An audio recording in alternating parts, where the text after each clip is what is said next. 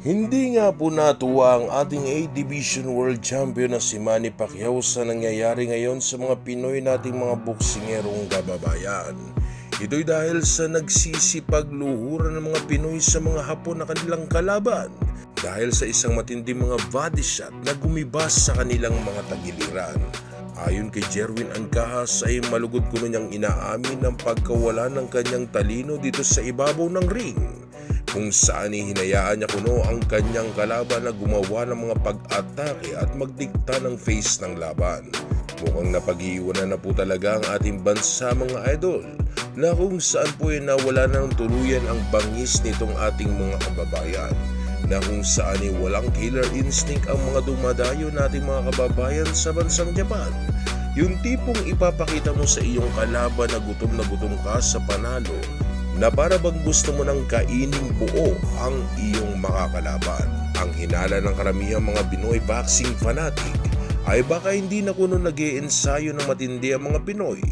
Hangin at lambot tumanggap ng suntok mula sa mga body shot ng kalaban. Ito po ang kadalasang nagiging ugat ng pagkatalo nitong ating mga kababayan sa mga Hapon.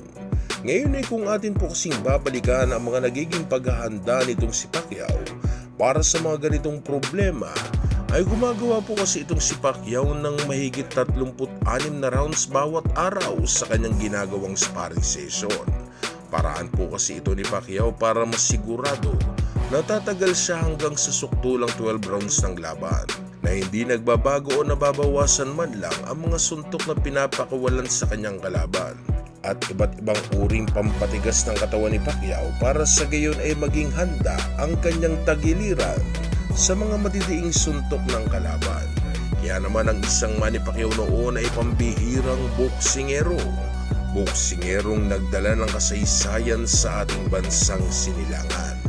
Kaya naman ay hindi po natin masisisi kung nagpaplano na namang bumalik dito sa ibabaw ng lona ang isang Manny Pacquiao kahit wala na sa kanyang kapanahunan.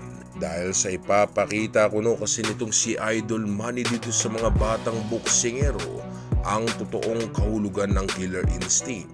Kaya naman ang magiging katanungan dyan mga idol ay kaya pa po kayang tumalo ng mga dekalibre at mabibigat na kalaban ng isang Manny Pacquiao? I-comment nyo na po ang inyong magiging komento mga idol para sa gayon ay atin niyang mapag-usapan dito sa ating comment section. At atin mo na pong panoorin ang laban na kung saan ay naghalimaw itong si Pacquiao nung makaharap po nito si Ricky the Hitman Hatton at Antonio Margarito.